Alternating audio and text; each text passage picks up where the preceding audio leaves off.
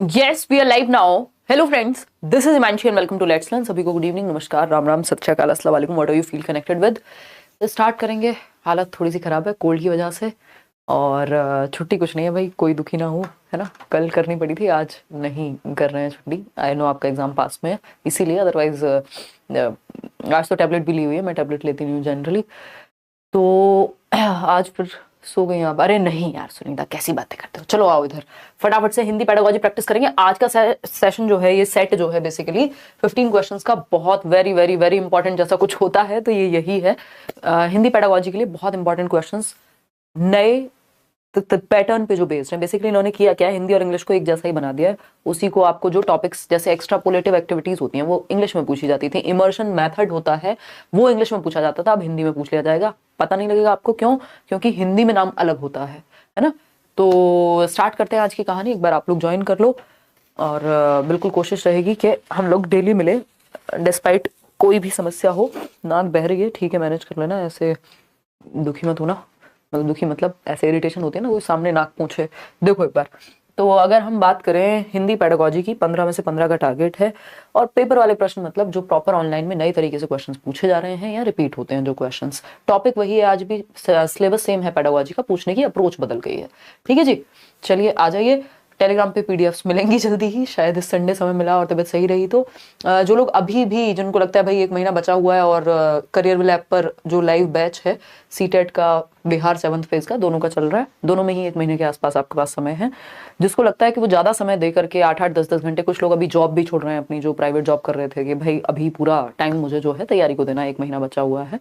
तो उस केस में अगर ऐसे लोग हैं जिनको प्रॉपर बैच से ही पढ़ना है बिना किसी तीसरी टेंशन की, तो सारे टीचर्स अपनी अपनी क्लासेस वहाँ ले रहे हैं। आप रिकॉर्डेड क्लास सारी बैठ करके ज़्यादा समय दे करके देख सकते हैं और बैच में एनरोल अभी कर सकते हैं, है ना। क्योंकि अभी इतना समय है कि आप थोड़ी मेहनत करेंगे तो काम बन जाएगा। बाकी जो लोग यूट्यूब पे भी जुड़े हुए हैं वो भी अगर अच्छे से मेहनत करेंगे साथ में मिलकर के, तो एग्जाम तो आपका भी क्लियर होगा। बट बहुत प्यारा स्कोर अगर हम एक्सपेक्ट कर रहे हैं तो फिर प्रॉपर हम डेडिकेटेडली जुड़ जाएं बैच में तो अच्छा है। चलिए लाइक शेयर सब्सक्राइब आप कर दीजिएगा। इसके अलावा वैसे लेट्स लर्न की अगर हम बात कर रहे हैं तो यूट्यूब से भी कितने लर्नर्स हैं जिनका आप इंटरव्यू भी देखते हैं, ऐसे कहने के लिए नहीं कि 141 आते हैं और 140 आते हैं, 143 से लेकर 41 तक के सारे इंटरव्यूज आपके पास हैं चैनल पे ही, वो आप देख सकते हैं, जो शायद ही कहीं और जो है लर्नर्स उतना स्कोर आज तक कर पाए हैं, है ना। चलिए खैर, क्वेश्चन नंबर 1 देखिए, ये सब तो चलता रहेगा, ऑथेंटिसिटी की बात आ जाती है, बाकी तो क्या ही करना है। क्वेश्चन नंबर 1 देखिए क्या कहता है। क्वेश्चन नंबर 1, भाषा के बारे में कौन सा कथन सही नहीं है। बहुत बहुत बहुत महत्वपूर्ण प्रश्न, लिख सकते हो आप इसके सामने, मोस्ट इंपॉर्टेंट, इतनी बार रिपीट हुआ है, बस पूछने का तरीका बदल गया है। अब आपको लग रहा होगा यार ये तो पहले नहीं पूछा हुआ, बट डिफरेंट वे में पूछा है क्वेश्चन, यही है, रिपीट होता आया है ये क्वेश्चन, ठीक है ना। क्वेश्चन क्या है, भाषा, अब ना सिर्फ हम ये 15 क्वेश्चन करने वाले हैं, इनसे पहले किस तरह के क्वेश्चंस बने हैं, बन सकते हैं, कहां पे कौन सी चीज रिपीट हुई है, कौन सी चीज इंग्लिश पेडागोजी से जुड़ी हुई है, सब कुछ पूरा एक प्रॉपर एनालिसिस करने वाले हैं। तो आप ये ध्यान से देखेंगे, आज का सेशन बहुत महत्वपूर्ण है। तो भाषा के बारे में कौन सा कथन सही नहीं है, यानी not correct about the language, भाषा टॉपिक है, इस पे हमने किए थे क्वेश्चंस पिछली बार।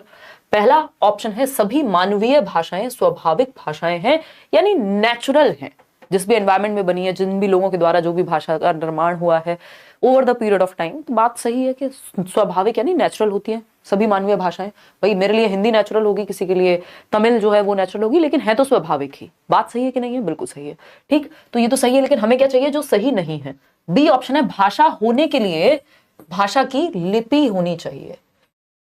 इसी वजह से मैंने कहा कि ये क्वेश्चन बहुत रिपीट हुआ है। भाषा होने के लिए भाषा की लिपि होनी चाहिए, ये बात एकदम गलत है, क्योंकि ये क्वेश्चन पहले पूछा जाया करता था कि हर भाषा की क्या अपनी एक लिपि होती है, तो वो भी गलत है, क्योंकि हर एक भाषा की अपनी अलग से एक लिपि हो, ये पॉसिबल नहीं है। अगर हम बात करें, हम देवनागरी लिपि की जब हम बात करते हैं, तो जो आपकी हिंदी है, संस्कृत है, और भी कई सारी भाषाएं होंगी इवन, जो हमारी, जो हमें पता ही है बाय डिफॉल्ट कि भाई ये देवनागरी में लिखी जाती है, हिंदी और संस्कृत। ऐसा तो नहीं है हिंदी के लिए अलग स्क्रिप्ट है या लिपि है और इंग्लिश के लिए अलग है। ऐसी कई सारी भाषाएं हैं जो एक ही लिपि में लिखी जाती हैं। या हम कहते हैं कि किसी भी भाषा को किसी भी लिपि में लिखा जा सकता है, थोड़े बहुत फेरबदल के साथ। तो ऐसा नहीं है हर भाषा की अपनी लिपि होती है या फिक्स्ड लिपि होती है। किसी भी भाषा को किसी भी लिपि में लिखा जा सकता है थोड़े से फेरबदल के साथ। हर भाषा की अपनी लिपि नहीं होती है। ये दोनों और तीसरा सेंटेंस, ये 3 सेंटेंस दिमाग में बिल्कुल याद रखिए, कभी भी पूछे जा सकते हैं, बहुत बार आए हैं कि क्या हर भाषा की लिपि होती है? बिल्कुल नहीं जी नहीं। जब हम बात, और एक और क्वेश्चन आता है, क्या कोई भी भाषा किसी भी लिपि में लिखी जा सकती है? बिल्कुल लिखी जा सकती है, और हर भाषा की अपनी लिपि नहीं होती। कई भाषाएं एक ही लिपि में लिखी जाती हैं। जैसे मैंने एग्जांपल दिया, देवनागरी लिपि में आप हिंदी भी लिखते हैं, संस्कृत भी लिखी जाती है उसी स्क्रिप्ट के द्वारा, या रोमन जो आपकी स्क्रिप्ट है जिसमें हम इंग्लिश की बात कर रहे हैं, उसमें और भी बहुत सारी भाषाएं हैं जो आई थिंक फ्रेंच लैंग्वेज भी, या और भी बहुत सारी लैंग्वेज हैं जो रोमन में लिखी जाती हैं। तो अगर हम बात करें, भाषा होने के लिए ये अनिवार्यता बिल्कुल नहीं है कि हर भाषा की अपनी एक अलग से लिपि होगी, ठीक है ना। और अगर हम बात करें किसी भी भाषा को किसी भी लिपि में कैसे लिख सकते हैं, है ना, तो हमने लिखा सो गए, मतलब नींद वाला सो गए, ठीक है ना। ये हिंदी का सेंटेंस है, भाषा भी हिंदी है, स्क्रिप्ट देवनागरी हो गई। इसी को आप व्हाट्सएप पे लिख देते हैं, व्हाट सो गए है, नहीं लिखा जा सकता, लिखा जा सकता है। तो किसी भी भाषा को किसी भी लिपि में थोड़े से फेरबदल के साथ लिखा जा सकता है ना। व्हाट्सएप वाले, जो व्हाट्सएप यूनिवर्सिटी वाले, जो व्हाट्सएप वॉरियर्स जिनको हम कहते हैं, वो लोग अगर हैं तो पानी को हिंदी में थोड़ी लिखते हो, देवनागरी में पानी लिखने में 10 घंटे लग जाएंगे, पानी को लोग ऐसे पानी लिख देते हैं, है ना। मतलब किसी भी भाषा को किसी भी लिपि में चेंज करके थोड़े से फेरबदल के साथ लिखा जा सकता है। बात सही है या नहीं है ये बता दो। बी ऑप्शन 58% लोग। तो भाषा मुख्यतः बोली जाती है, ये बात सही है कि जो सर्वप्रथम हम देखते हैं सांकेतिक भाषा थी, संकेतों के माध्यम से सबसे ज्यादा यूज जो हम लैंग्वेज का करते हैं वो बोलचाल की भाषा में करते हैं। तो ये बात भी सही है, ये बात भी सही है, लेकिन ये गलत है, और जो गलत है वही सही है, क्योंकि पूछा ही गलत है, जो सही नहीं है वही पूछा था हमसे। सभी भाषाओं की एक व्याकरण और एक व्यवस्था होती है, ये बात बिल्कुल सही है कि हर एक भाषा का कुछ ग्रामेटिकल रूल्स होते हैं, कुछ व्याकरणिक नियम होते हैं, चाहे वो हिंदी हो, इंग्लिश हो, और एक सिस्टम होता है, कुछ रूल्स होते हैं, है ना। कहीं पे भाई एक वर्ब होगी, सेंटेंस बनता है हर एक भाषा में, तो थोड़ा डिफरेंटली बात होती है। वो सारे करा दिए गए हैं आपको, ऑल शिफ्ट के, एके राज, सीडीपी के सारे टॉपिक्स, नए पेपर जो इस बार 2023 के ऑनलाइन हुए थे, प्लेलिस्ट बनी हुई है, वहां जाके देखो। हिंदी के भी करा रही हूँ, ये सब 2023 में ऑनलाइन आए हुए क्वेश्चंस हैं, ठीक है ना। तो भाषा होने के लिए भाषा की लिपि होनी चाहिए, ये गलत है भाषा के बारे में। और क्वेश्चन नंबर 2 देखिएगा एक बार।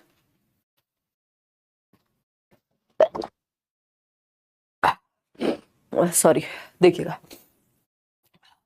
राष्ट्रीय शिक्षा नीति 2020 के अनुसार या द्वारा, राष्ट्रीय शिक्षा नीति 2020 के द्वारा अनुशंसित विद्यालय के बुनियादी वर्षों की अवधि क्या होनी चाहिए, या क्या अवधि है, ये पूछा है। उदय सर की क्लास लगवाएंगे यार, जल्दी ही लगवाएंगे, पहले आप जवाब दीजिए फिर हम आगे बढ़ेंगे। सॉरी भाई, हालत आज खराब है। देखिएगा, हाँ बिल्कुल अभिलाषा, देखिए सी ऑप्शन है आपका, कक्षा 1 से 5 तक पहले 5 वर्ष आप लोग कह रहे हैं, जो कि बिल्कुल गलत है, निहायत ही गलत जवाब आपने इसमें दे दिया है। तालियां बजा दीजिए खुद के लिए।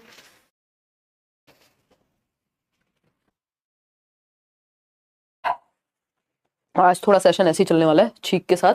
देखिए राष्ट्रीय शिक्षा नीति 2020 यानी एनईपी 2020 जो है, वो बुनियादी वर्षों की अवधि कौन सी दी है, यानी फाउंडेशनल एज या फाउंडेशनल स्टेज, फाउंडेशनल स्टेज, बुनियादी वर्ष। ये हिंदी और इंग्लिश अब कुछ बचा नहीं है, बस ट्रांसलेशन है। क्वेश्चंस वैसे ही पूछे जा रहे हैं हिंदी में भी, वही क्वेश्चंस इंग्लिश में देखने को मिल जाएंगे ट्रांसलेटेड फॉर्म में, ठीक है। तो अगर हम बात करते हैं, सी ऑप्शन 36% लोग जवाब दे रहे हैं, जो कि गलत है। ये बताने के बाद थोड़ा कम हो गया, नहीं तो 50% लोग यही जवाब दे रहे थे। समझते हैं कहानी क्या है।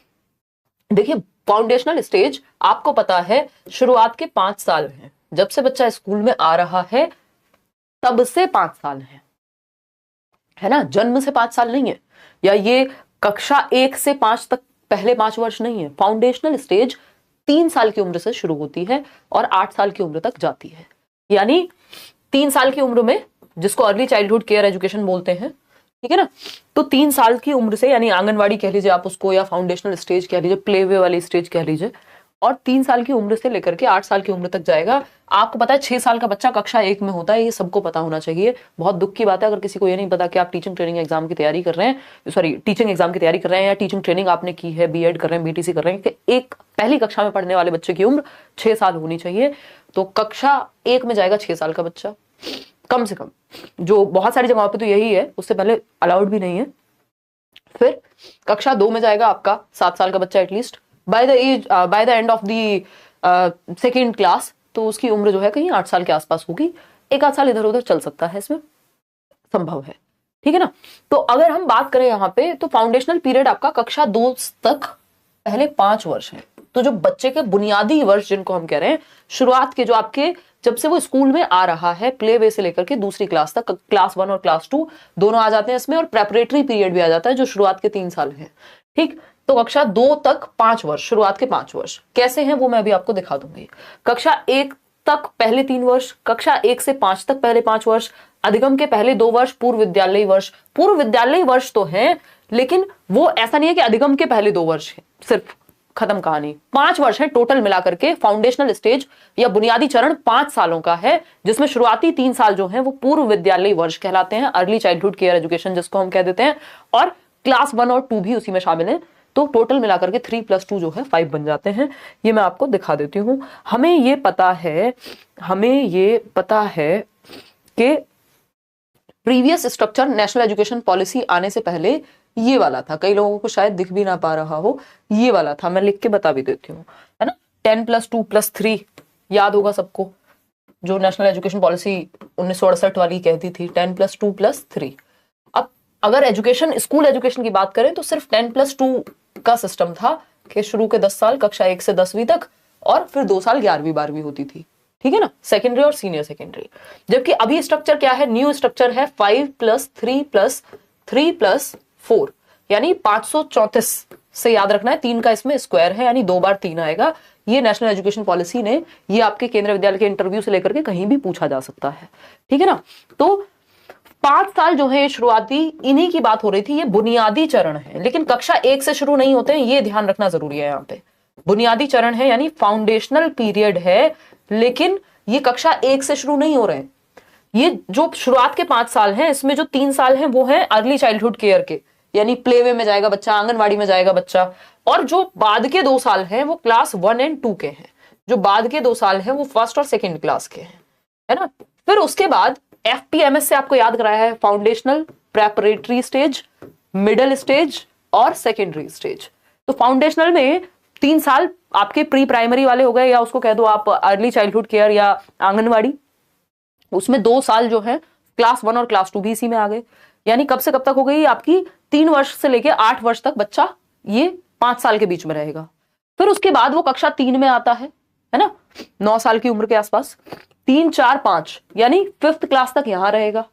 इसको क्या कहते हैं, प्रेपरेटरी स्टेज कहते हैं। ये भी पूछा जा सकता है। मिडिल स्टेज किसको कहते हैं, 6th to 8th को कहेंगे, जहां बच्चा 6 से 14 वर्ष का होगा, ठीक। फिर उसके बाद आपका यहां पर कहानी अब 9वीं से 12वीं तक की हो जाएगी, जिसको हम सेकेंडरी स्टेज कह रहे हैं, ठीक है ना, 9वीं से 12वीं तक। तो ये हमें ध्यान रखना जरूरी है। अब इसको ऐसे समझिए एक बार, यहां देखिएगा, ये नेशनल एजुकेशन पॉलिसी पे अलग से सेशन किया हुआ है, आप यूट्यूब पे सर्च करके पढ़ सकते हैं, national education policy bye Himanshi Singh. देखिएगा, 3 साल आंगनवाड़ी / प्री स्कूल या फिर बाल वाटिका जिसको हम कह रहे हैं, 3 से 6 वर्ष। फिर उसके बाद 6 से 8 वर्ष। ये जो 3 से 8 वर्ष है उसको तोड़ा हुआ है 2 कैटेगरीज में, जिसको फाउंडेशनल कहते हैं। टोटल 3 से 8 को फाउंडेशनल कह रहे हैं, 3 से 8 वर्ष को फाउंडेशनल पीरियड यानी बुनियादी चरण कहते हैं। और यही आपसे क्वेश्चन में पूछा था कि बुनियादी चरण किसे कहते हैं, तो 3 से 8 वर्ष फाउंडेशनल स्टेज। अब इसके अंदर 2 सब स्टेजेस है। वो 2 सब स्टेजेस कौन सी हैं, पहली है 3 से 6 वर्ष की, 3 से 6 वर्ष जिसको आंगनवाड़ी, प्री स्कूल, बाल वाटिका, अर्ली चाइल्डहुड केयर एजुकेशन ये सब कहते हैं, ठीक है, जहां बच्चा खेलेगा कूदेगा, कुछ कुछ स्किल्स सीखेगा, वो वाला टाइम है। ये प्ले एक्टिविटी बेस्ड लर्निंग होगी, जिसको ABL कहते हैं, एक्टिविटी बेस्ड लर्निंग, ठीक है ना। मल्टी लेवल प्ले होगा, बच्चा खेल खेल में सीखेगा फाउंडेशनल पीरियड में, और इसमें 1st और 2nd क्लास भी शामिल हो जाएगी, जो 2nd पार्ट है इसका। इसको 2 पार्ट्स में विभाजित किया हुआ है, क्लास 1 और 2, एज 6 to 8 ईयर्स। इतनी बात क्लियर है या नहीं है ये बता दो। फिर आएगा प्रेपरेटरी पीरियड, जहां प्ले, डिस्कवरी, इंटरेक्टिव सेशन होंगे, क्लास 3rd to 5th, 8 से 11 वर्ष की उम्र है ना। और अब यहाँ पे बस हम 2 ही चीजों पे बात करेंगे, ज्यादा नहीं, बाकी को साइड रख देते हैं, मैंने आपको बता तो दिया ही है।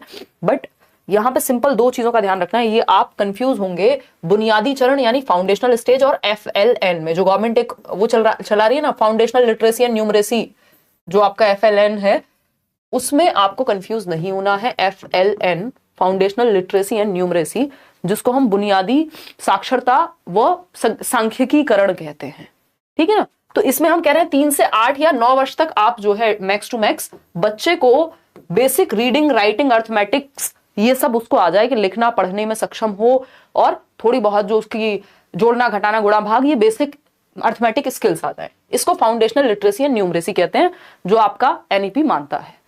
Foundational period is different. Foundational period क्या है? बुनियादी चरण जिसको हम कह रहे हैं, बुनियादी चरण। हालांकि इसी में अचीव होना ही एफएलएन, इसी पीरियड के दौरान। बुनियादी चरण की जब उम्र पूछी जाएगी, बुनियादी चरण की जब उम्र पूछी जा रही है, देख लेना यार स्पेलिंग का इसमें हिंदी वाला। अगर हम बात करें बुनियादी चरण की तो ये 3 से 8 वर्ष है, ठीक है। इसमें जो शुरुआत के, इसको 2 भागों में विभाजित कर दिया। पार्ट 1 क्या है? अगर हम देखें पार्ट 1 मान सकते हैं इसको 3 से 6 वर्ष, जिसको हम आंगनवाड़ी कह रहे हैं, या फिर हम इसको बाल वाटिका कह रहे हैं। क्या कह रहे हैं? बाल वाटिका कह रहे हैं, ठीक। अब ये किसी भी सब्जेक्ट में पूछा जा सकता है, ये सिर्फ हिंदी पेडागोजी में नहीं, किसी भी सब्जेक्ट में पूछा जा सकता है। बफरिंग यार पता नहीं क्यों हो रही है आजकल। फिर अगर हम बात करते हैं, ये आपका 6 से 8 या 6 से 9 तक भी जाएगा, लेकिन सेकेंड पार्ट है ये आपका किसका? बुनियादी चरण का। इसमें बच्चा कक्षा 1 और कक्षा 2 में होगा, 1 और क्लास 2 इसी में आ जाएगी। ये दोनों मिलकर के किसके अंदर आ रहे हैं? बुनियादी चरण के। बुनियादी चरण के यानी 2 पार्ट हैं, एक 3 से 6 वर्ष है, बाल वाटिका, आंगनवाड़ी, प्लेवे, और फिर कक्षा 1 और 2 भी बुनियादी चरण में आता है, जो उसका सेकंड पार्ट है, जिसको प्रेपरेटरी स्टेज कहते हैं। इसको प्रेपरेटरी कहते हैं हिंदी में, 6 से 8 वर्ष को, और ये आपकी बुनियादी है, ठीक। उसके बाद फिर आपका जो एफएलएन है, यही अचीव होना चाहिए कायदे में, कि कक्षा 2 तक या class by the end of class 3, यानी कक्षा 3 तक आते आते, कक्षा 3 तक बाय क्लास 3 बच्चे को बेसिक लिखना, पढ़ना, रीडिंग, राइटिंग और बेसिक अर्थमेटिक्स, जोड़ना, घटाना आ जाए। क्योंकि ज्यादातर बच्चे हम देखते हैं उनको नाम भी लिखना या ठीक से पढ़ना नहीं सीख पा रहे हैं, किसमें? 5वीं क्लास तक आते आते भी। जबकि हम चाह रहे हैं यहाँ पे मिशन क्या है कि 3 से 9 वर्ष में कक्षा 3 के अंत तक ही वो सीख जाएं। तो एफएलएन वाला पार्ट भी पूरा फाउंडेशनल पीरियड में कवर हो जाता है, और 1 साल बल्कि ऊपर है, ठीक है। तो ये दोनों ही बातें ध्यान रखनी है यहाँ पे। चलिए खैर आगे बढ़ते हैं, समझते हैं कहानी है क्या। क्वेश्चन नंबर 3 देखिएगा। क्वेश्चन नंबर 3 क्या पूछता है भाई हमसे?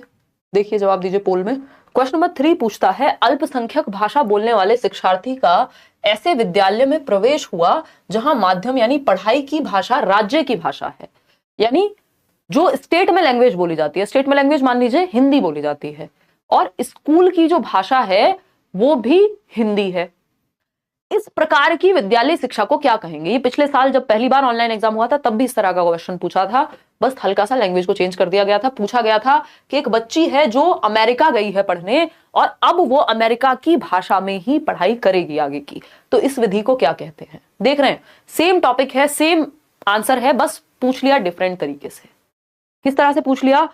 डिफरेंट तरीके से। और आप सब गलत जवाब दे रहे हैं, क्योंकि बहुभाषिता आपने रट्टा लगा लिया है। आपको लगता है मजे आएंगे, बहुभाषिता लगाएंगे और नंबर पाएंगे, जो कि गलत है। राइमिंग हो गई, चीजें सारी आपस में मिल गई, जो कि बात एकदम गलत है। यहाँ पे बात सही है कि नहीं है? कहां से सही है? जब गलत जवाब दोगे सही कहां से होगा? देखिएगा, इसमें हम 53% लोग गलत जवाब दे रहे हैं। समझते हैं कहानी क्या है। देखिए, अल्पसंख्यक भाषा बोलने वाले विद्यार्थी का, अल्पसंख्यक भाषा मतलब जो उस राज्य में बहुत कम लोग बोल रहे हैं। अल्पसंख्यक का मतलब ये बहुत ही अल्प संख्या, बहुत ही कम लोग उस भाषा को बोलते हैं, जिस भाषा को बोलने वाले विद्यार्थी का एडमिशन एक ऐसे राज्य में हुआ है, एक ऐसे ऐसे स्कूल में हुआ है जहां जो उस स्टेट की भाषा है उसमें पढ़ाई होगी। यानी बच्चा, अगर स्टेट की लैंग्वेज हिंदी है तो बच्चे की लैंग्वेज हिंदी नहीं होगी। उसका रीजन क्या है? क्योंकि वो अल्पसंख्यक भाषा वाले वर्ग से आता है, जो भाषा ऑलरेडी वहां बहुत कम बोली जाती है। भाई ऐसा भी तो हो सकता है, मान लीजिए किसी राज्य में हिंदी बोली जाती है, लेकिन वहां कुछ एक वर्ग, अल्प संख्या में ऐसा भी एक वर्ग है या एक कुछ परिवार हैं जो गुजराती बोलते हैं या फिर पंजाबी बोलते हैं, जिनके घर में पंजाबी बोली जाती है या उर्दू बोली जाती है फॉर दैट मैटर। अब उस बच्चे का एडमिशन स्कूल में हो गया जहां पे राज्य की भाषा जो कि हिंदी है उसमें पढ़ाई होती है, तो ये बहुभाषिता कहां हुई? अब इस बच्चे को विद्यालय की शिक्षा लेनी है उसी भाषा में जो राज्य की भाषा है। यहां तो उसकी मदर टंग में पढ़ाया नहीं जा रहा, दोनों भाषाओं में पढ़ा जाएगा, ये कहा ही नहीं है। बहुभाषिता की बात हुई ही नहीं है कि मल्टीपल लैंग्वेज में पढ़ाएंगे। यहां सिंपल बात हुई है, जो बच्चे की भाषा नहीं है उससे दूसरी भाषा में स्कूल में जाके उसको पढ़ना है। इसको निम्नजन शिक्षा कहते हैं या इमर्शन मेथड कहते हैं। हमने इंग्लिश में पढ़ा हुआ है कभी ना कभी कि डुबा दो खुद को उस लैंग्वेज या उस मेथड में। इमर्जन का मतलब ही होता है डुबा दिया आपने, है ना। अगर आपको इंग्लिश सिखानी है तो इंग्लिश के माहौल में डुबा दो, पढ़ना लिखना बोलना चलना सारा कुछ उसी में होगा, फिर मीडियम सारा इमर्जन हो गया। एक बच्ची है जो अमेरिका जाती है और वहीं की भाषा में पढ़ेगी अब आगे, यानी निम्नजन शिक्षा कहेंगे इस प्रणाली को या इमर्जन मेथड कहेंगे। ध्यान रखेंगे अब आप इस बात को, है ना। तो ये पिछले साल भी क्वेश्चन आया था, जो पहली बार ऑनलाइन एग्जाम हुआ उससे पहले भी आता रहा है, बट हिंदी में नहीं पूछा जाता था। ये इंग्लिश की पेडागोजी में पूछा जाता था, इमर्जन मेथड या इमर्शन मेथड जिसको हम कहते हैं, कि सारा माहौल उस भाषा का जिस भाषा को सिखा रहे हैं, टारगेट लैंग्वेज लक्ष्य भाषा जिसको हम कहते हैं। द्विभाषिता की बात यहां नहीं होगी, क्यों? क्योंकि माध्यम पढ़ाई किसमें करनी है, अब उसको विद्यालय शिक्षा को क्या कहेंगे। इस प्रकार की विद्यालय शिक्षा निम्नजन प्रणाली कहलाएगी या शिक्षा कहलाएगी। यहाँ दोनों भाषाओं में पढ़ाया जाएगा, ये तो बात हुई ही नहीं है। क्या होना चाहिए इस पे बात नहीं हुई है। तो बच्ची की भाषा तो कुछ और है, अल्पसंख्यक वर्ग से आती है जो बहुत कम बोली जाती है वहां, है ना। तो ऐसा तो हो ही नहीं सकता कि उसकी मातृभाषा में पढ़ाया जा रहा है, फिर तो इमर्शन मेथड का प्रयोग होगा। क्वेश्चन नंबर 4 देखिएगा। क्वेश्चन नंबर 4 क्या कहता है, कक्षा 5 की अध्यापिका यानी क्लास 5 की एक टीचर है, श्रुति नाम है इनका, विद्यार्थियों के समूह बनाए यानी ग्रुप बनवाए, बच्चों के 4-4 5-5 के या जो भी जितने भी बच्चे हैं ग्रुप्स में बांट दिया, डिवाइड कर दिया, और शिक्षार्थियों को अपनी रुचियों से संबंधित विभिन्न विषयों पर शब्द जाल बनाने के लिए कहा। यानी जिस भी टॉपिक में उनका इंटरेस्ट है, कि आजकल पानी बहुत है ना, झीलों का शहर बना हुआ है दिल्ली, तो इस बात पे अगर लिखना है तो अलग अलग बच्चों की अलग अलग चीजों को लेकर के रुचि होगी। किसी का मन होगा यार पबजी पे लिखना है किसी को, है ना। अलग अलग बच्चे अपनी रुचि के हिसाब से ग्रुप्स में, मतलब एक एक ग्रुप बना करके क्या लिखेंगे, शब्द जाल बनाने के लिए कहा गया कि उससे रिलेटेड वर्ड लिखें। ठीक, शब्द भंडार की यह शिक्षण अधिगम प्रक्रिया किस रूप में जानी जाएगी। अब इससे क्या होगा, बच्चों का वोकैबुलरी बिल्ड होगी कि उस टॉपिक से रिलेटेड वर्ड्स वो जानेंगे। जैसे मान लीजिए टॉपिक है, बच्चे एक ग्रुप का टॉपिक है स्कूल या मेरा विद्यालय, मेरा प्रिय विद्यालय, अब वो लिखेंगे शिक्षिका, ब्लैक बोर्ड या फिर पेंसिल, प्लेग्राउंड। ये सारे जो वर्ड्स हैं ये किससे संबंधित हुए, उस इंटरेस्ट के सब्जेक्ट या टॉपिक से संबंधित हुए। यानी बच्चे की वोकैबुलरी, उसका शब्द भंडार बढ़ेगा उस विषय के प्रति जिस विषय को वो रुचि रखता है, जिस विषय में। बात सही है। पहला ऑप्शन क्या है, शब्द भंडार अधिगम का विषय आधारित उपागम। यानी कोई एक विषय दे दिया है, विषय तो दिया ही नहीं है, अपनी रुचि के आधार पर लिखने को कहा गया है, तो ये तो नहीं कहेंगे। शब्द भंडार अधिगम का रचनात्मक उपागम, बच्चे एक्टिव होंगे या नहीं होंगे, बिल्कुल एक्टिव होंगे, ग्रुप्स में अपने अपने इंटरेस्ट की बात करेंगे, अलग अलग शब्द बताएंगे। कोई मूवीज का टॉपिक होगा, वो कहेगा बच्चा मैं तो हैरी पॉटर देखता हूं, तो हैरी पॉटर से 4 शब्द लिखे जाएंगे। यानी बच्चे रचनात्मक रूप से, बच्चे एक्टिव होकर के शब्द भंडार अधिगम कर रहे हैं, यानी वोकैबुलरी बिल्ड हो रही है, बच्चों की शब्द भंडार में वृद्धि हो रही है, नए नए शब्द निकल करके आएंगे उस ग्रुप में। तो ये रचनात्मक उपागम है। क्यों? क्योंकि बच्चे एक्टिव हैं, बच्चों को सेंटर में रखा गया है। सी ऑप्शन है शब्द भंडार अधिगम का थीम आधारित उपागम। देखिए थीम आधारित इसलिए नहीं है क्योंकि अगर यहां टीचर ने दे दिया होता कि एक थीम है कि मेरा प्रिय विद्यालय, इस पे ही लिखना है, तो क्या हो जाता, तो आंसर आपका हो जाता थीम आधारित उपागम, कि एक ऐसी अप्रोच है जो थीम पे बेस्ड है, जबकि यहां बच्चे की एक्टिविटी पे बेस्ड है। कोई थीम नहीं दिया, कोई टॉपिक नहीं दिया, ना उसको कोई विषय दिया गया है बच्चों को, ना कोई थीम दिया गया है ना। शब्द भंडार अधिगम के लिए शब्द जाल, सिर्फ शब्द भंडार अधिगम का शब्द जाल भी नहीं दिया, बच्चे एक्टिविटी करके खुद से अपनी वोकैब को बिल्ड कर रहे हैं, तो इसलिए ये भी गलत हो जाएगा। तो B option is the right answer. आगे बढ़ेंगे, क्वेश्चन नंबर 5 देखिएगा एक बार। ये क्या कहता है क्वेश्चन नंबर 5, कक्षा 4 का अध्यापक आमिर, यानी कक्षा 4 का एक टीचर है जिसका नाम है आमिर। क्या नाम है? आमिर। ठीक है जी। अब आमिर की जब हम बात कर रहे हैं,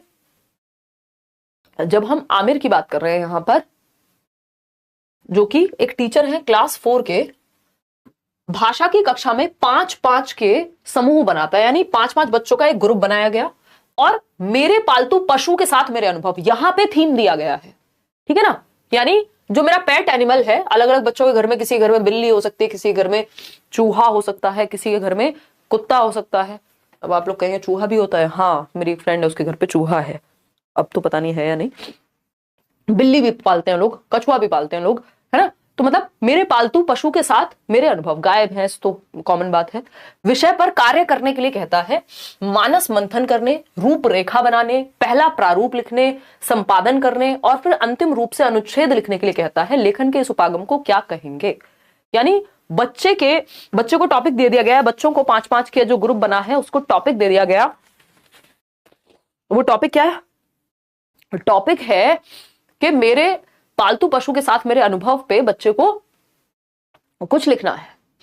ठीक है, अब बच्चे को कुछ यदि लिखना है, उससे पहले उसको क्या करना पड़ेगा, मानस मंथन करना पड़ेगा, यानी जो सामग्री उसमें लिखी जानी चाहिए, क्या डेटा आएगा, अपने पशु के बारे में उसको सोचना होगा, पढ़ना होगा, अपने दोस्तों से बात करेंगे तुम्हारे यहाँ कौन सा पालतू पशु है, रूपरेखा बनाई जाएगी, एक स्ट्रक्चर बनाया जाएगा, है ना, कि पहले किस बारे में बात हो रही है, कैसे लिखेंगे उसको, फिर प्रारूप तैयार करेंगे लिखने का, फिर उसको प्रकाशित या संपादन यानी बनाया जाएगा, और अंत में क्या होगा, अनुच्छेद लिखने के लिए कहा जाएगा, मतलब फाइनली वो एक पैराग्राफ लिखेंगे अपने पालतू पशु के बारे में। इस अप्रोच को क्या कहते हैं? पहला ऑप्शन है लेखन का प्रक्रिया उपागम, लेखन का उत्पाद उपागम, समूह कार्य या अनुभव जन्य अधिगम। अब यहां पर आपको दो चीजों का ध्यान रखना है, सब गलत जवाब दे रहे हैं खुशी से। देखिए लैंग्वेज में ये चीजें बदल जाती है, जो रट्टे या जो चीजें हमने सीडीपी में जनरली बस समझ ली होती हैं, वहां पे यहाँ पे कई चीजें टेक्निकल होती हैं, उनको एज इट इज ध्यान में रखना होता है। आपने ये इंग्लिश में पूछा जाया करता था पहले, एक होती है product approach of writing, product approach of writing. English pedagogy में भी एज इट इज आता है ये, तो अगर आपने इंग्लिश भरा हुआ है तब भी आप ध्यान से समझेंगे, और नहीं भी भरा हुआ है तब भी। और लेखन का उल्टा लिख दिया, प्रक्रिया उपागम का मतलब है प्रोसेस अप्रोच राइटिंग या प्रोसेस अप्रोच ऑफ राइटिंग, और ये हो जाएगा प्रोडक्ट अप्रोच। प्रोडक्ट क्यों होगा, क्योंकि उत्पाद लिखा है ना, उत्पाद को क्या कहते हैं हम हिंदी में, इंग्लिश में प्रोडक्ट। और प्रक्रिया की जब बात हो रही है तो प्रोसेस अप्रोच की बात हो रही है, यानी पहले ही प्रोडक्ट पे फोकस नहीं है। इसको दूसरे शब्दों में, एक और क्वेश्चन पिछले साल आया था ऑनलाइन में और पूछा गया था, ये इस बार का है 2023 वाला क्वेश्चन, पिछली बार पूछा गया था वो लिखने की कौन सी विधि है जिसमें लिखने के द्वारा लेखन सिखाया जाता है, यानी learning to write by writing itself. मतलब बच्चा लिख के, उसको कुछ टॉपिक दिया जाएगा और उसके द्वारा उसको लिखना सिखाया जा रहा है, यानी वो लिखने में अच्छा होगा। तो जब ऐसा होगा, लेखन के द्वारा लेखन सिखाना, इसको प्रोसेस अप्रोच या लेखन का प्रक्रिया अधिगम कहते हैं या उपागम कहते हैं। लेकिन यहां पे बात तो यही हुई ना, पहले से बच्चे को थोड़ी कोई थीम बनाया दे दिया गया, मतलब ऐसा नहीं है ना कि कुछ उसको एज इट इज कोई चैप्टर दिया और उसको एज इट इज लिखने को दे दिया गया, ऐसा नहीं हुआ। यहां पे बच्चे को खुद सोचना, एक टॉपिक दे दिया गया है बस। तो यहां लेखन का प्रक्रिया उपागम है, क्योंकि बच्चे पूरी प्रोसेस में इन्वॉल्व होंगे, रूपरेखा बनाएंगे, सामग्री के बारे में सोचेंगे, प्रारूप तैयार करेंगे, फिर उसमें संशोधन करेंगे, यानी उसमें चेंजेस करेंगे, पढ़ के एडिटिंग करेंगे अगर मैं कहूं तो। लेखन का उत्पाद उपागम कब होता है, जब एज इट इज कोई एसे है, कोई चैप्टर है, उसको लिखने को कह दिया जाता है और उसके द्वारा लिखने की बात हो रही होती है ना, कि पहले से कोई चीज है जो एक चैप्टर बना हुआ है या एक निबंध है मान लीजिए, उसको देख करके लिखना है, या उसी को अन्य शब्दों में लिख देना है। तो ये उत्पाद उपागम हो गया कि हमारे पास एक प्रोडक्ट है, उसी के अराउंड, जबकि यहां प्रोडक्ट बनाना है, प्रोसेस के थ्रू जा रहे हैं। तो ये थोड़ा मुश्किल होता है याद करने में या समझने में, बट ये समूह कार्य कहलाएगा, अनुभव जन्य।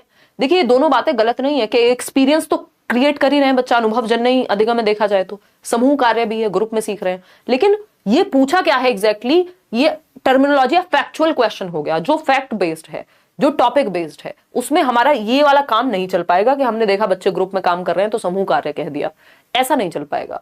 ये या तो प्रोसेस अप्रोच के बारे में क्वेश्चन पूछा गया था या प्रोडक्ट अप्रोच के बारे में। प्रोडक्ट अप्रोच इसलिए नहीं हुआ क्योंकि पहले से कुछ भी सेट नहीं है जिसको एज इट इज लिखना हो, या फिर कोई उद्देश्य ऐसा नहीं है कि सिर्फ वही पहले से तैयार है, जबकि यहां पे आपको प्रक्रिया के थ्रू गुजरना है, सोचना है, ग्रुप में बैठ के खुद से लिखना है, फिर सही करना है, तो ये प्रक्रिया उपागम कहलाएगा। एज इट इज इसका आंसर जो है ए ऑप्शन है। आगे बढ़ेंगे क्वेश्चन नंबर 6 पर। क्वेश्चन नंबर 6 देखिएगा, तो कुछ हिंदी और इंग्लिश पेडागोजी में ऐसे टॉपिक होते हैं जो टर्म्स के साथ जाते हैं। जैसे प्याजे की स्टेज पूछा है तो अपनी तरफ से नहीं कोई भी जवाब दे देंगे, ठीक है ना, वो लिमिटेड होंगी स्टेजेस, वैसे ही ये भी क्वेश्चन वैसा ही था। क्वेश्चन नंबर 6 देखिएगा, कक्षा 3 के कुछ शिक्षार्थी लघु कहानियां व वृत्तांत पढ़ रहे थे, यानी छोटी छोटी कहानियां, क्लास 3 के बच्चे हैं और वृत्तांत कोई छोटे छोटे किस्से कहानी पढ़ रहे हैं, ठीक है बात। उन्हें कुछ शब्द और वाक्यांशों के अर्थ समझ नहीं आ रहे थे।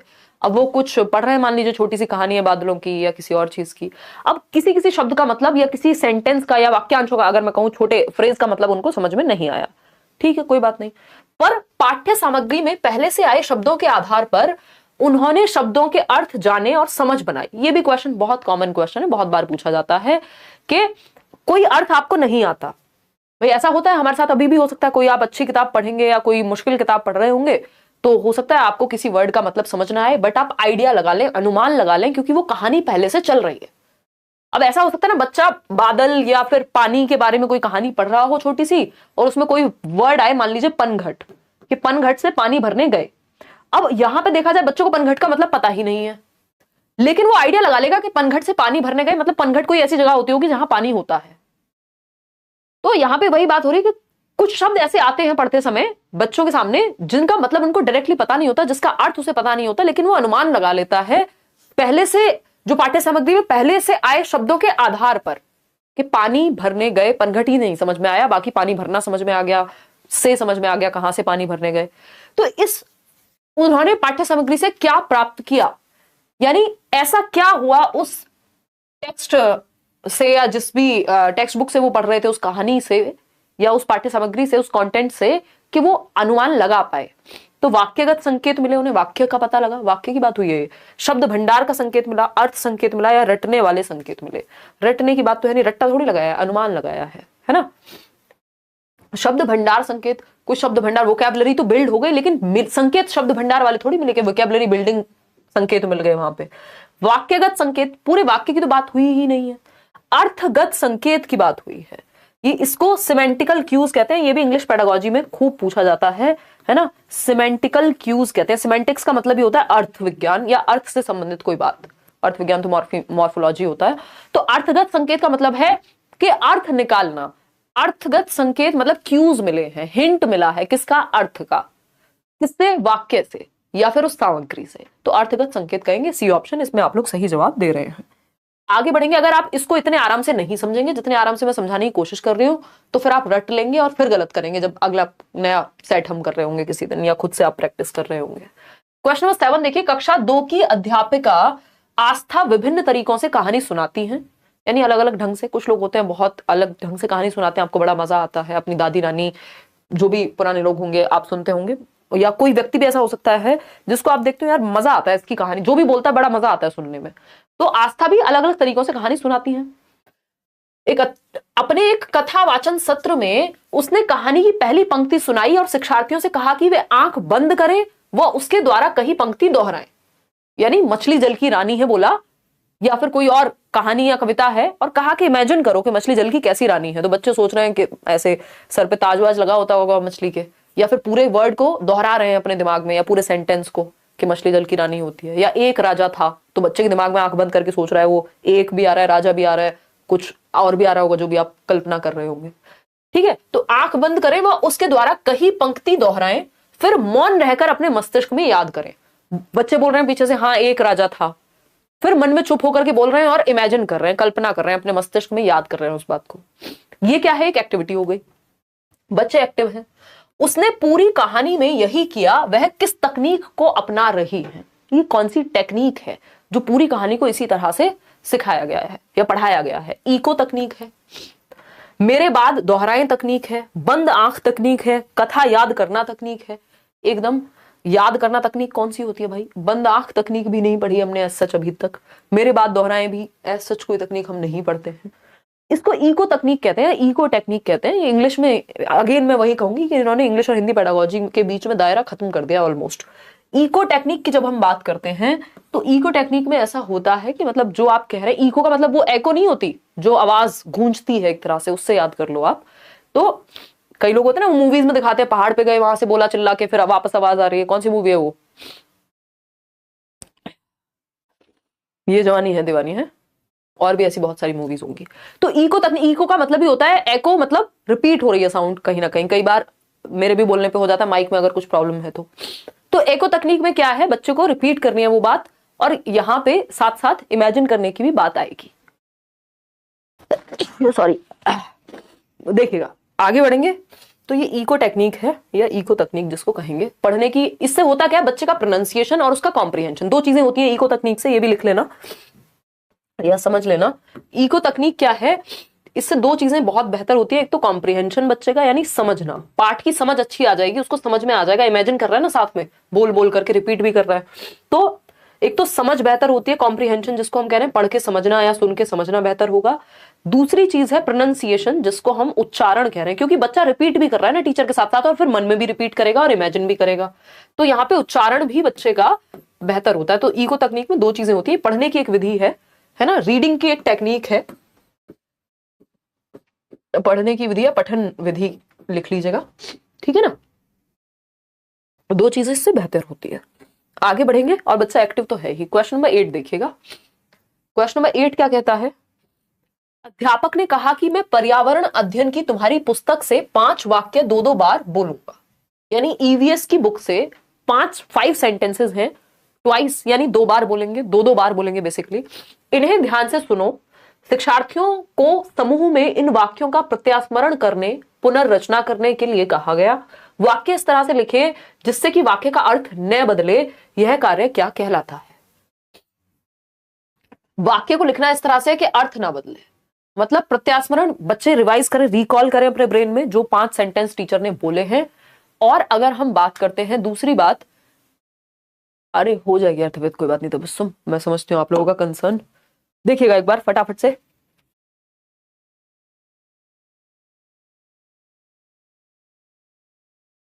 अब मैं माइक ऑफ करके छींकने की कोशिश करूंगी।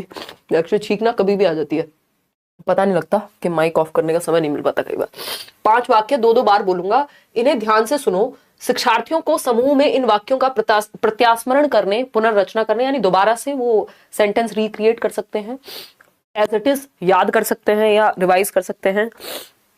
ध्यान क्या रखना है कि वाक्य का मतलब ना बदले, अर्थ सेम रहना चाहिए। ये वैसा ही है कि आपने किसी मूवी को देख करके आकर के और उसका सारांश लिखा या फिर बताई बात किसी अपने दोस्त को, तो मतलब नहीं बदलना चाहिए, एंड चेंज ना हो जाए। हुआ कुछ था मूवी में, बता दिया आपने कुछ और, ठीक है ना।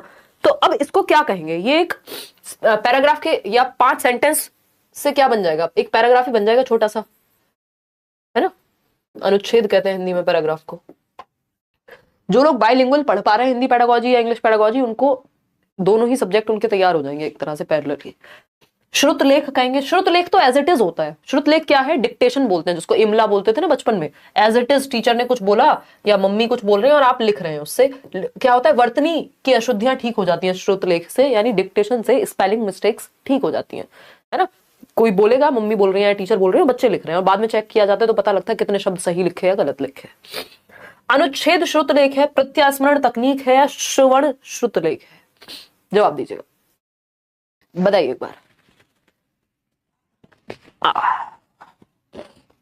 क्वेश्चन नंबर 8 आंसर दे रहे हैं आप लोग सी 43%। मान ले या नहीं माने, बताओ। प्रत्यास्मरण तकनीक आप रट्टे मत लगाइए प्लीज किसी भी चीज के, क्योंकि यहां प्रत्यास्मरण लिखा हुआ है तो आपने मान लिया प्रत्यास्मरण ही होगा। प्रत्यास्मरण करने व पुनर्रचना करने, खुद से भी लिख सकता है बच्चा सेंटेंस। इसका मतलब ये नहीं हुआ कि उसको प्रत्यास्मरण, तो ये हो गया बस रिकॉल करने की तकनीक है, याद रखने की तकनीक है। क्या ये याद रखने की तकनीक है बताइए? क्या ये सिर्फ याद रखने की तकनीक है? नहीं, ठीक है जी।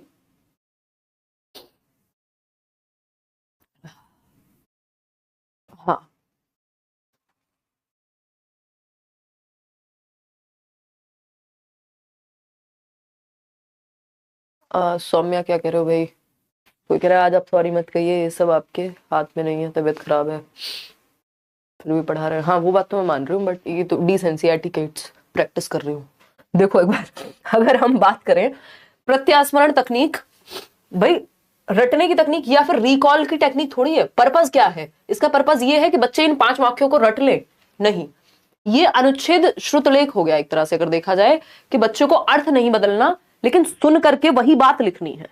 तो या तो एज इट इज या उसमें थोड़ा बहुत फेरबदल हो जाए, लेकिन मतलब चेंज नहीं होना चाहिए। तो इसको अनुच्छेद श्रुतलेख कहेंगे, यानी एक पैराग्राफ है जिसका डिक्टेशन बोला जा रहा है, ठीक है ना। श्रवण श्रुतलेख नहीं, क्योंकि श्रवण में तो फिर हो सकता है पूरी कहानी की ही बात होती है और एज इट इज ही लिखना होता। इसमें थोड़ा बहुत परिवर्तन संभव है, एक अनुच्छेद की बात हो रही है। सिर्फ श्रुतलेख इसलिए नहीं कहेंगे क्योंकि अर्थ बदलने की भी बात कही गई है साथ में। क्वेश्चन नंबर 9 देखिएगा। और 5 सेंटेंस की बात हुई थी ना, 5 वाक्यों से एक अनुच्छेद बनेगा, एक पैराग्राफ बनेगा, हिंट मिला था आपको। क्वेश्चन नंबर 9 देखिए। विद्यालयों में भारतीय भाषाओं और संस्कृति को समुन्नत करने हेतु लागू भारत सरकार का महत्वपूर्ण कार्यक्रम कौन सा है? बताइए, अब फटाफट से बताइए। नहीं डूबेगा नहीं लेके आपको हिंदी, बस थोड़ी प्रैक्टिस ज्यादा कर लेंगे, डोंट वरी। ए ऑप्शन 53% लोग कह रहे हैं। यानी विद्यालयों में भारतीय भाषाओं और संस्कृति को, ये इस बार बहुत पूछा गया है, 2021 में भी बहुत पूछा गया है, और इवन आई थिंक किसी और सब्जेक्ट में भी ये पूछा है या तो विद्यालयों में भारतीय भाषाओं यानी जो इंडियन लैंग्वेजेस हैं और संस्कृति यानी जो हमारा कल्चर है को समुन्नत करने, यानी एक इकट्ठा लेकर के आना या एकता में लेकर के आना उस बात को, भारत सरकार का महत्वपूर्ण कार्यक्रम कौन सा है? तो ये क्या है? एक भारत श्रेष्ठ भारत। एक भारत श्रेष्ठ भारत, ठीक है ना? इतनी बात क्लियर है। 31 अक्टूबर 2014 को, if I am not wrong, तो इसको लागू किया गया था। उसका रीजन क्या है? 31 अक्टूबर को जयंती होती है किसकी? सरदार वल्लभ भाई पटेल की। एकता दिवस के नाम से इन्होंने इसको, जो गवर्नमेंट है हमारी, इसको रिकॉग्नाइज किया है। 31 अक्टूबर 2015 को सही डेट होनी चाहिए, क्योंकि 2014 को एकता दिवस के रूप में इन्होंने माना था, और 31 अक्टूबर 2015 को ये एक भारत श्रेष्ठ भारत लॉन्च किया गया, या महत्वपूर्ण कार्यक्रम लाया गया, जिसमें हम भारत की जो भी भाषाएं हैं या विभिन्नता है उसके साथ एकता को लेकर के चलने की बात कर रहे हैं, है ना? उनको कहा जाता है उन्होंने एकता, मतलब पूरा एक किया भारत को एंड ऑल। तो उन्हीं की जयंती पे, किसकी? सरदार वल्लभ भाई पटेल की एक भारत श्रेष्ठ भारत मिशन को लाया गया, जिसमें हम भारत की जो भाषाएं हैं विभिन्न और जो संस्कृति है या विभिन्नता है भारत की, उसको एकता के रूप में देख पाए, उसको सेलिब्रेट कर पाए, इसलिए इस मिशन को लाया गया।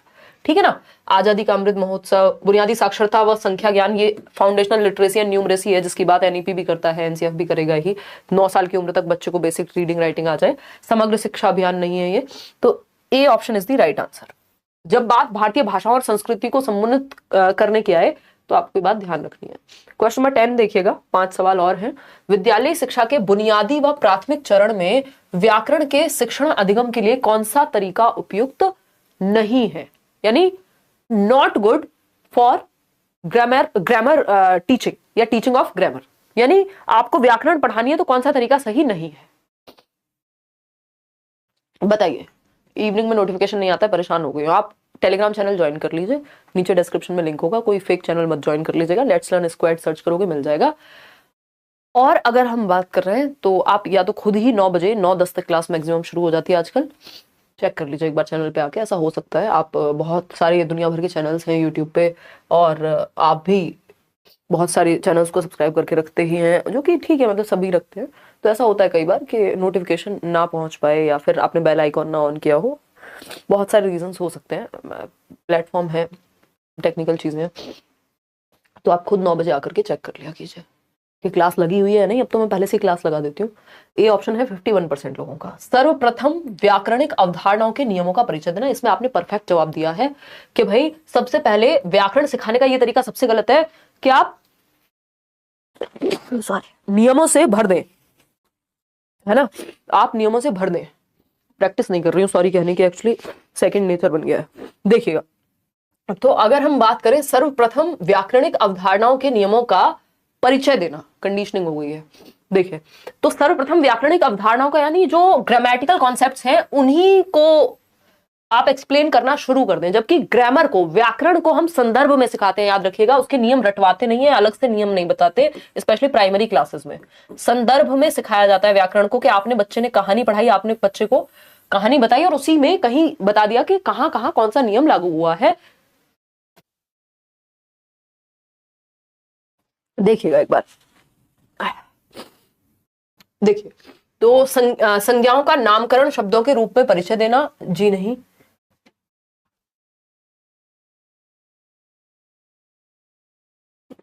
देखना एक बार, तो अगर हम बात कर रहे हैं, क्योंकि हमसे पूछा कौन सा सही नहीं है, और ये सही है इसलिए सही नहीं है।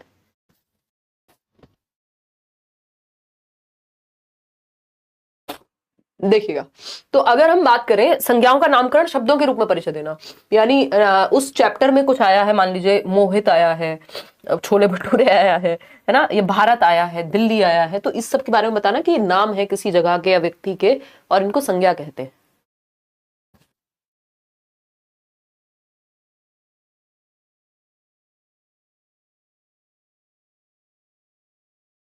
तो अगर हम बात करते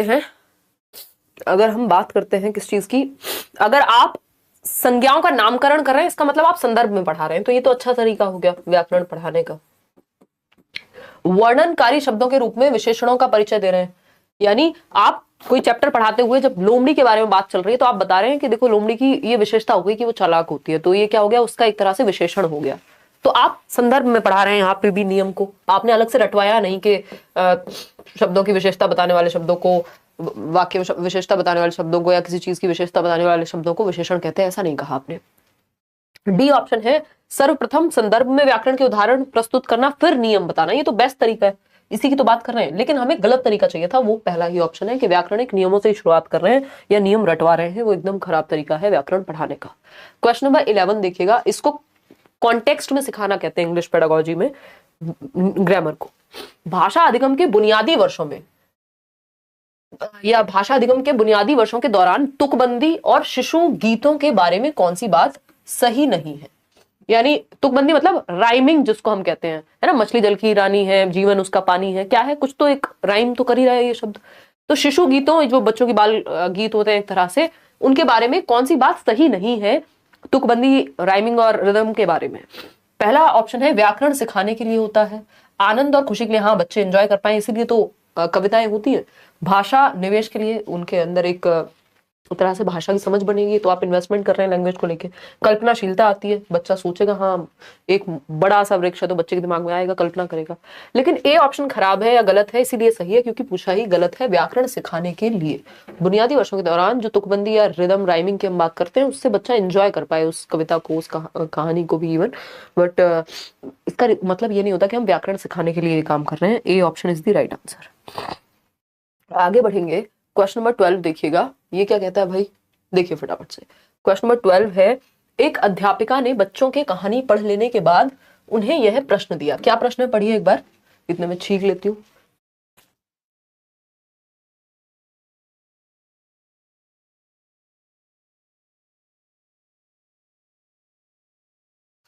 देखिएगा एक बार, क्वेश्चन नंबर 12, कल्पना करें कि आप कहानी में बेटी हैं, घर में विवाह उत्सव के आयोजन वाले दिन के बारे में अपनी डायरी में लिखना है। यह किस प्रकार का प्रश्न है। मतलब एक कहानी पढ़ाते समय टीचर ने एक प्रश्न दिया। प्रश्न क्या है कि कल्पना करें कि आप एक बेटी हैं या आप बेटी हैं, कहानी में जो स्टोरी में जो कोई एक पात्र होगा, बेटी का कैरेक्टर होगा, या कोई मूवी में भी हो सकता है, उसमें आप खुद को क्या मान के चलना है, आपको इमेजिन करना है कि यू आर दी डॉटर। ठीक है, जो भी डॉटर का रोल है उस समय घर में विवाह उत्सव के समय, वो आपको अपनी डायरी में लिखना है। यानी आपको इमेजिन करना होगा और जो कहानी में है उसके आगे जाकर के आपको बात लिखनी है। तो लघु उत्तरीय प्रश्न है ये, शॉर्ट आंसर वाला क्वेश्चन है नहीं, ऐसा तो नहीं है 20 शब्दों में खत्म हो जाएगा। शॉर्ट आंसर टाइप तो वही होते थे ना लघु उत्तरीय प्रश्न, जिनको हम कहते थे। एक्स्ट्रापोलेटिव यानी पार्ट से बाहर के प्रश्न, या एक्स्ट्रापोलेटिव या एक्सटेंड करना है आपको जो भी उसमें दिया गया है, उसके अलावा आपको क्या करना है, कुछ इमेजिन करना है, कुछ क्या करना है, इमेजिन करना है और आगे उस चीज को एक्सटेंड करना है। कि आपको कहानी का एंड चेंज करना हो मान लो, तब भी वो एक्स्ट्रापोलेटिव कहलाता है ना। एक इंट्रापोलेटिव आई थिंक कुछ होता है, वर्ड में एग्जैक्टली भूल रही हूँ, उसमें होता है कि जो कहानी के अंदर से ही एज इट इज जवाब देना होता है। ये कोई दीर्घ उत्तरीय प्रश्न नहीं है, ये तर्क प्रधान नहीं है, इसमें क्रिएटिविटी लगेगी बच्चे की। एक्स्ट्रापोलेटिव एक्टिविटीज हैं जो उस चीज के अराउंड है, जिसमें बच्चा एक्टिव होकर के इमेजिन करेगा या कुछ अपने बारे में कुछ ओरिजिनल लिखेगा अपने अनुभव के आधार पे। क्वेश्चन नंबर 13 देखिएगा, ये इंग्लिश पेडागोजी में ही आता था पहले, अभी हिंदी में भी आने लग गया। एक अध्यापक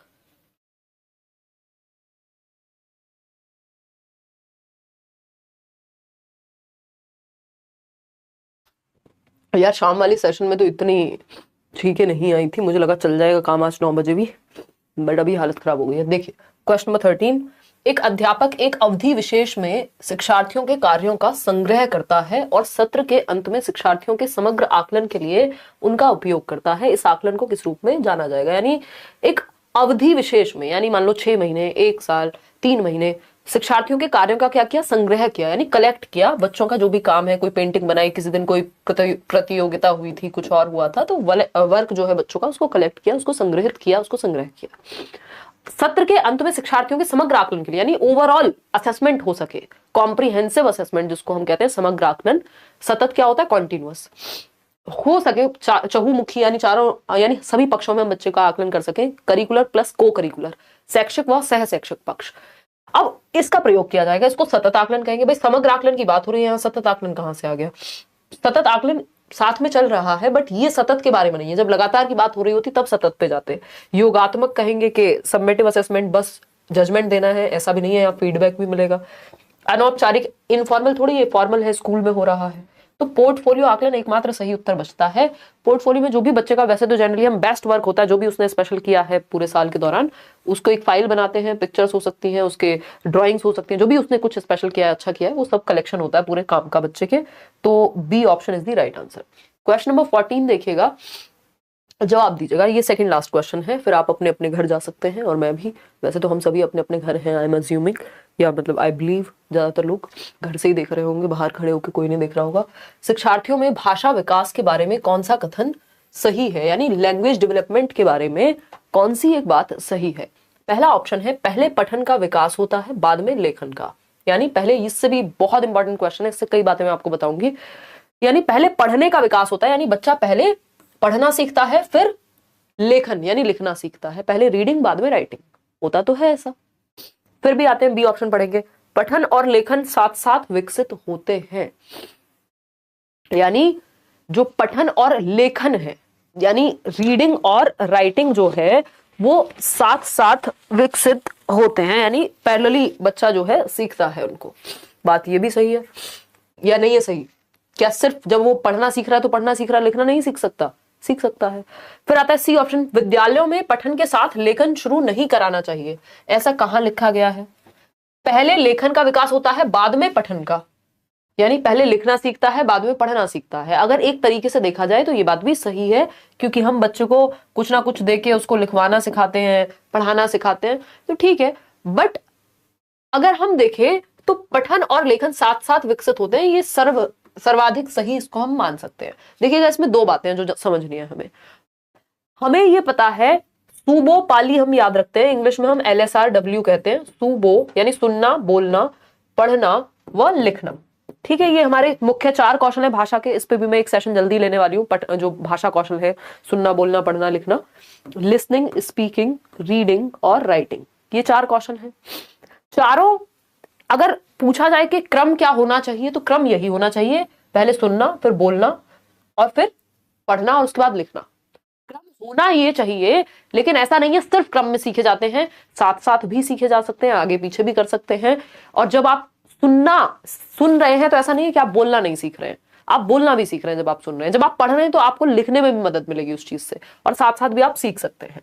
तो हम ये कहेंगे ये एकीकृत होते हैं, इंटीग्रेटेड होते हैं चारों ही कौशल भाषा के, यानी लैंग्वेज स्किल्स क्या है? इंटीग्रेटेड है, एकीकृत है, एक दूसरे से जुड़ी हुई है ना।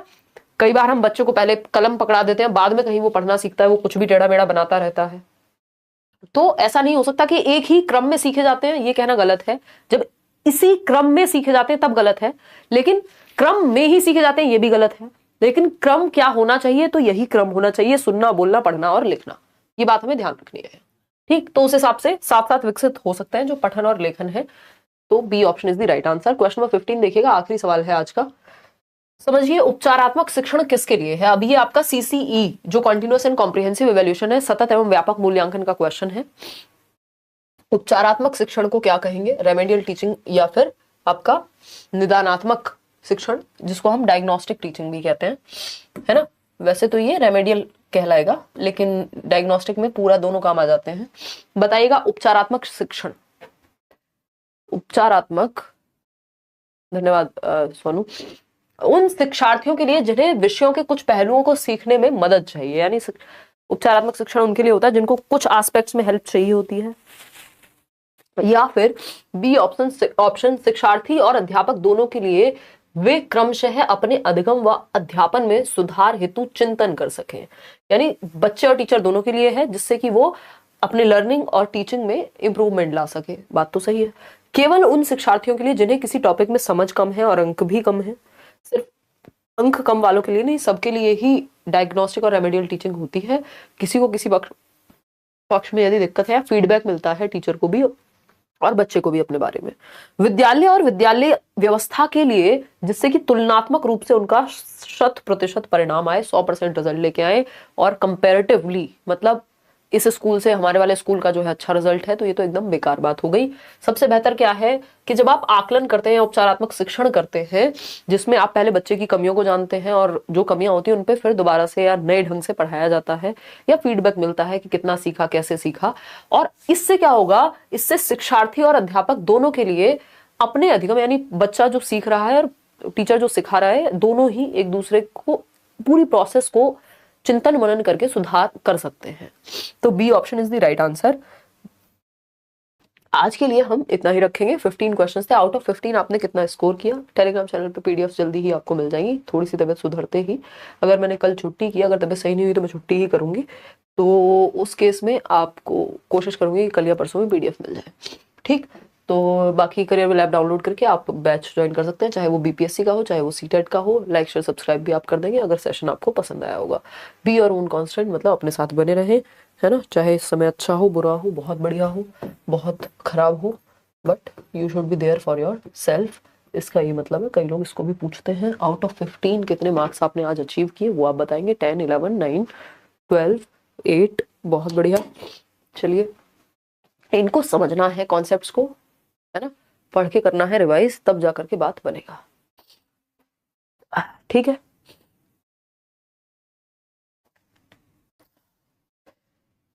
हाँ, मतलब मैं समझी नहीं सुमैया, क्या कहना क्या चाहते हो? मेरा प्रोनाउंसिएशन बहुत ज्यादा तो कभी खराब नहीं था, या अपनी बात कर रहे हो? समझ नहीं पा रही मैं आपकी बात। देखिएगा, एक बार काढ़ा पी लीजिए। एक बार पी चुकी हूँ, दोबारा पीऊंगी अभी, है ना। ये थोड़ा टाइम तो लेता ही है ना, आज ही हुआ है ताजा ताजा, जब से सो के उठी हूँ, तो कोशिशें तो पूरी चल रही है, इसलिए बोल भी पा रही हूँ, अदरवाइज। हाँ, चलिए, आज के लिए इतना ही रखें, कल मिलेंगे, होपफुली कल मिलेंगे। बाई चांस नहीं मिले तो फिर आप समझ जाइएगा। Take care, good night. Like share subscribe आप कर दीजिएगा, कमेंट में बता दीजिएगा कितने आपने मार्क्स स्कोर किए। अभी प्रैक्टिस करेंगे, टेंशन नहीं है। अभी भी सीटेट की तैयारी जो लोग शुरू कर रहे हैं, कई लोग नए नए बैचेस में भी ज्वाइन कर रहे हैं, अगर आप बैठ के पढ़ लेते हैं, सारा कुछ रिवाइज कर लेते हैं, अभी से भी जुड़े रहते हैं, तो पेपर तो क्लियर हो ही जाएगा, बल्कि स्कोर भी अच्छा कर सकते हैं यदि मेहनत थोड़ी सी एक्स्ट्रा कर ले। फ्री नोट्स डिस्क्रिप्शन बॉक्स से डाउनलोड कर लेना, या टेलीग्राम चैनल से जाकर के 5 सब्जेक्ट के, और बस प्रीवियस ईयर साथ में लगाने, और तीसरा काम कुछ नहीं करना। करना है तो फिर सेशन देख सकते हो रात को। चलिए, गुड नाइट। बाकी असुविधा के लिए खेद है यार, आज बहुत डिस्टर्बेंस रहा सेशन में।